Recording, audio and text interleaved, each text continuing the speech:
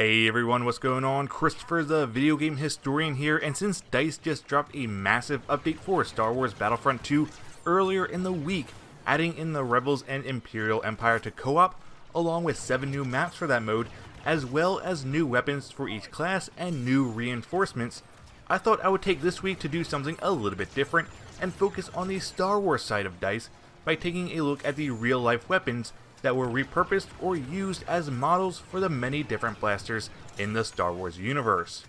The subject of this video, I think, is probably one of the more recognizable weapons used to create a Star Wars blaster, and that is the British Lewis gun, repurposed to create the Imperial T-21 blaster.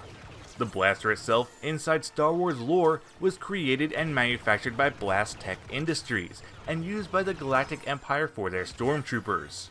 It was designed to be a suppressive weapon, but had a pretty big flaw in the fact that the blaster only had enough power to fire 30 shots before overheating. However, this could be countered by simply hooking up to generators in order to continue sustained fire. Magma troopers, Death troopers, and even sand troopers were all known to be equipped with and used the T-21 rifle, with its first appearance being shown in Episode 4, A New Hope, as sand troopers searched Tatooine for C-3PO and R2-D2. The T-21 has also appeared in Rogue One, a Star Wars story, Star Wars Rebels, both Battlefront games, and various comics in the Star Wars canon. In Legends, the T-21 actually began service towards the end of the Clone Wars by the Grand Army of the Republic.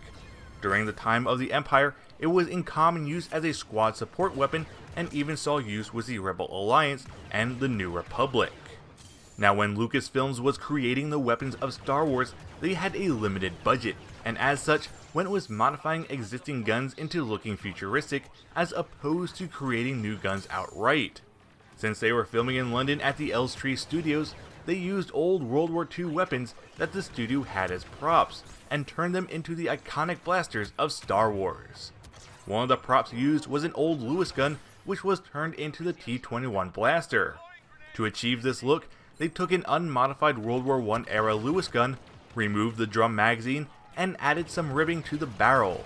A sling was added, and other minor cosmetic alterations were made, and with that, the T-21 was born. Now, just a quick little fun fact, while the T-21 first appeared in A New Hope, it was not officially identified as a T-21 blaster until 2015 Star Wars Battlefront I. Now, as for the Lewis gun itself, this machine gun was designed by US Army Colonel Isaac Newton Lewis in 1911 by reworking an existing design by Samuel McLean, and refined it into a more straightforward machine. It was a gas-operated, long-stroke piston light machine gun that was 38 inches in length and weighed around 28 pounds unloaded. It held either 47 or 97 round magazines of .303 British fed from the top, and had an effective range of 650 yards, with a muzzle velocity of 2,445 feet per second, at 600 rounds per minute. Between 1914 and 1942, roughly 202,000 were produced. Lewis would initially test his design with the US Army by mounting the gun onto American aircraft in order to show off the gun's potential at combating enemy planes in aerial combat. Unfortunately, the US Army rejected this idea, stating that aircraft will never be useful at anything but reconnaissance and intel gathering. 2 years later, in 1913, Lewis would test the gun once again with the US Army, this time as a squad support weapon. Unfortunately, once again his design was rejected, not necessarily due to the weapon itself, but rather the political differences between Lewis and General Crozier. After the second trials, Lewis would retire from the army and travel abroad to Europe, where he established his own manufacturing company in Belgium, which would begin producing his guns in 1914. At the same time, he granted the license to produce his gun to the Birmingham Small Arms Company of England, who would produce them for the British military. When World War I broke out, the Lewis gun was adopted as a squad support weapon by both the British and Belgian militaries, and would earn its nickname as the Belgian Rattlesnake by the Germans. So effective was the Lewis gun, especially in aerial combat, that Germans would capture them for their own use and convert them over to 8mm Mauser. Throughout the war, various countries would import the gun for use in their own militaries, ironically including the US.